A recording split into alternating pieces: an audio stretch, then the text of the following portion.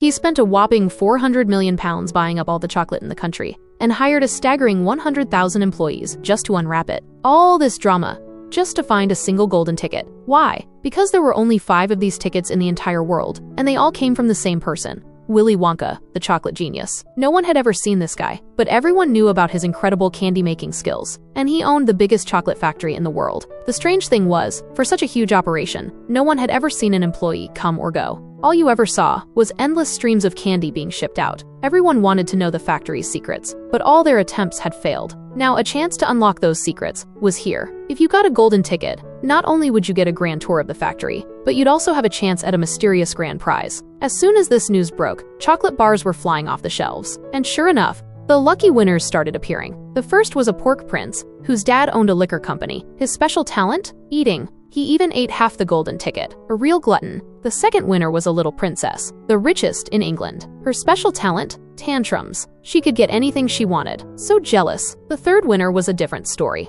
He got the golden ticket entirely on his own merit. Based solely on the production forecast of the chocolate, he calculated the exact location of the ticket. While a bit arrogant, it must be admitted that geniuses do work hard. The fourth lucky winner was equally extraordinary. She was a spoiled, golden spoon girl, raised by her mother to always come in first. So to break a Guinness World Record, she chewed a piece of gum for a whole 3 months. Although she got the golden ticket, she wasn't happy because she only wanted the grand prize to prove she was always number one. Watching the other children win on TV, Charlie was filled with envy. He had heard his grandfather's stories about Wonka and the factory since he was a child, and he idolized him. He even made a model of the factory out of toothpaste caps. You could say he was definitely a Wonka fanatic. He probably dreamed of going inside. However, it could only remain a dream, as Charlie was just a poor kid. His family of 7 was crammed into a tiny, dilapidated house, and they could only afford the cheapest cabbage soup and chicken broth. With 4 sick elderly relatives bedridden, their life was clearly at a dead end. Fortunately, the family was very close, and this must have been what kept them going. When the family learned about the golden ticket on TV,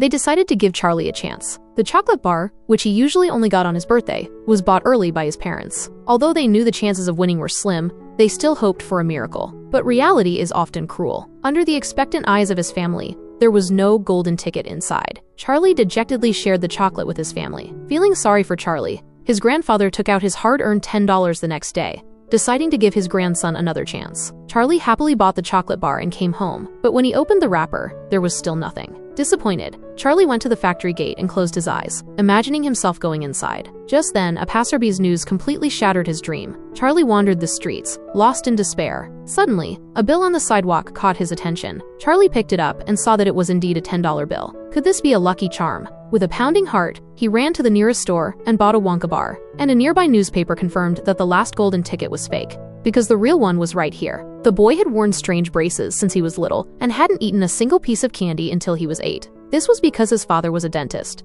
and he believed that candy was harmful to dental health. So every time Halloween rolled around, all the candy would be mercilessly tossed into the fireplace and burned. Along with the candy, the boy's passion for sweets was also being extinguished. The next day, while cleaning the fireplace, Wonka accidentally found a piece of chocolate that hadn't been completely burned. He glanced at his father, who wasn't home, and quickly unwrapped the chocolate, popping it into his mouth. In that instant, Wonka was immersed in a wonderful flavor, and from then on, he couldn't get enough. He began to experiment with all kinds of candy and recorded their flavors. At the same time, he secretly vowed to create the most delicious candy. However, when he told his father about his dream, he was met with strong opposition. In a fit of anger, Wonka decided to run away from home. His father let him go, saying he should never come back. Even if he did, he wouldn't be able to find him. But Wonka was still determined to leave. He longed for a better world. However, as a young child, he had no ability to fend for himself. It was all just a fantasy. Reluctantly, he returned home to compromise with his father, but the sight before him left him stunned. His father had actually moved away, taking the house with him. He was indeed a man of his word.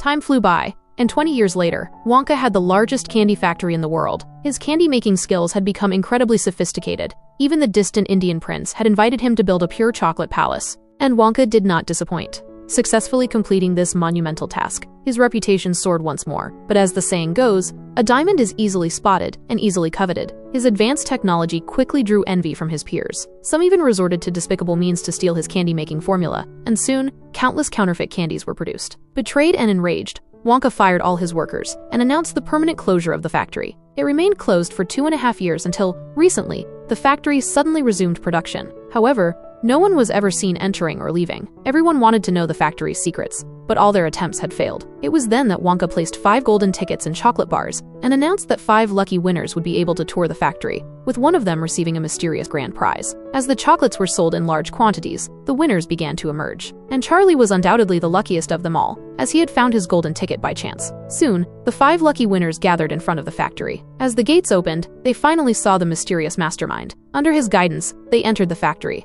The first thing that caught their eyes was a truly magical sight, and the expressions of astonishment on their faces pleased him. He began his introduction. To make the chocolate smoother and more delicious, he had chosen to use a waterfall as a conveyor belt. This unique method is one of a kind in the entire world. Not only that, but everything around them was made of chocolate. Wonka gestured for them to taste freely. As soon as the fat boy heard this, he went into battle mode. He frantically devoured everything around him, not even sparing the grass on the ground. Meanwhile, the spoiled little princess discovered a group of tiny Oompa Loompas diligently harvesting chocolate. Wonka explained that they were Oompa Loompas who lived in harsh tropical jungles and could only survive by eating insects. Their favorite food was cocoa beans. However, in the jungle, they could only find a few cocoa beans each year. Upon hearing this, Wonka immediately invited them to work in his factory, and their reward would be an unlimited supply of cocoa beans. In this way, Wonka had a workforce that would never quit, which explained why his factory was always in production, but no one was ever seen. As they were talking, the fat boy was still eating wildly. He even felt that he couldn't eat enough on land, so he stuck his hand into the chocolate river, but accidentally fell in.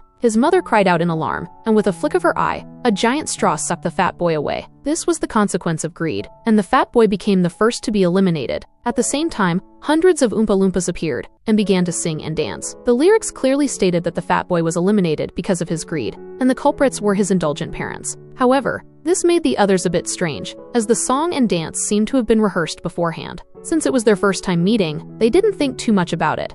Under Wonka's guidance, they arrived at the Candy Research Lab. Here, there were many novel products. There was a cherry designed specifically for poor children, just one of which could feed a person for 2.5 years. There was also a peach that could promote hair growth, a godsend for those with hair loss. But the most impressive was this piece of gum. It combined the flavors of tomato soup, barbecue beef, and blueberry pie. Eating it was equivalent to eating 3 meals a day, not only filling you up, but also preventing weight gain. However, there was a small flaw in its development. Seeing this gum, the vain blonde girl couldn't resist trying it, no matter what. So without a second thought, she popped the gum into her mouth. At first, she tasted various delicious flavors, but as she continued to chew, her nose gradually turned blue, and then her body began to rapidly inflate, turning her into a giant blueberry. Her mother panicked, but her first concern was not her daughter's health, but whether she could continue the competition. With music playing, the Oompa Loompas began to sing and dance again. This time, the lyrics pointed out that the vain girl's mother, with her vanity, had led to her daughter's improper upbringing, and this caused the vain girl to be eliminated.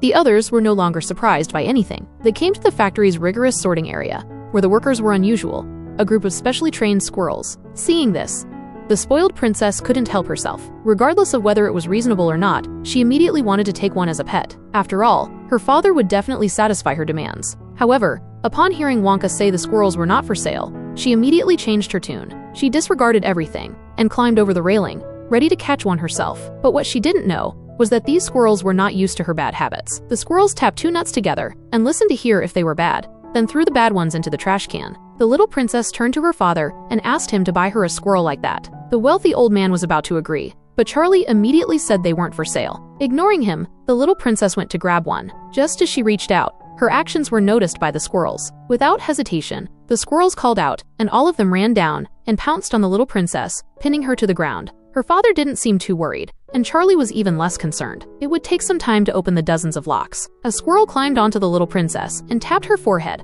listening to the sound like a bad nut. With a glance, the squirrels picked up the girl and threw her into the garbage chute before returning to their posts.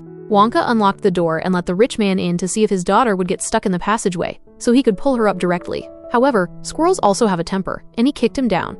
This room is amazing. The Oompa Loompas put a large chocolate bar on the transporter. Charlie pressed the button, and the chocolate soared into the air, disappearing instantly through the transporter. The next second, it appeared inside the television. It's like people can stay at home and eat chocolate whenever they want, by simply reaching into the TV. The rather conceited teenage boy couldn't stand Charlie, so he ran towards the transporter. Charlie warned him not to press the red button, but geniuses always think they're right. He thought that since the transporter could transport chocolate, it could also transport people. In reality, no one was there to stop him, and the Oompa Loompas inside the TV didn't tolerate him. Charlie quickly asked the boy's father to pull him out. Apart from becoming smaller, he was otherwise unharmed, but the transporter couldn't reverse the transportation, so they could only stretch the boy like pulling taffy. The others walked out of the chocolate factory. The three of them took a flying glass elevator directly to Charlie's house, but the landing was a bit rough. Anyway, Charlie won the grand prize. Wonka might give Charlie a new house, so Charlie's parents didn't seem too worried. Wonka didn't beat around the bush and said directly that he wanted to give the chocolate factory to Charlie. Charlie's parents couldn't believe their ears, thinking Wonka was joking. However, it all started with a single hair. Half a year ago, after getting a haircut, Wonka found a white hair on his head. He realized it was time to find someone to inherit his chocolate factory. Among the 5 children, Charlie was the final winner, but he couldn't bear to have Charlie leave his family and go to the chocolate factory alone. Charlie refused any more chocolate from Wonka, and he wouldn't abandon his family. However, this was something Wonka couldn't understand. Wonka confirmed it with him again, but Charlie remained steadfast, insisting he couldn't leave his family. Wonka was very puzzled, wondering why Charlie wasn't willing. In the following days, the Bucket family repaired their roof together, and Grandpa helped as much as he could. Charlie's father found a better job, repairing the machines that replaced his old job. Their family's life became happier and happier. During this time, the candies that Wonka made tasted worse and worse, and he even began to doubt himself. At that moment, did he finally understand? Afterwards, Wonka stopped pretending to polish his shoes and found Charlie, asking him what he did when he felt down. After decades, this was the first time Wonka had gone to see his father. He looked as nervous as a child who had done something wrong. Wonka lay still, and his father didn't recognize him. However, Charlie noticed something different. The walls of Wonka's father's house were covered with newspaper clippings about Wonka. From when Wonka first opened his shop to when he owned the world's largest chocolate factory, his father had cut out and saved every newspaper article about him. There were also photos of Wonka from when he was a child. Actually, these things didn't matter anymore. They had just been angry words back then. Both father and son had the same stubborn personality. Until that day, Wonka asked Charlie again if he wanted to inherit his chocolate factory. Charlie accepted, but with one condition. In the end, Charlie got a chocolate factory, and Wonka got an even better gift, and that was his family.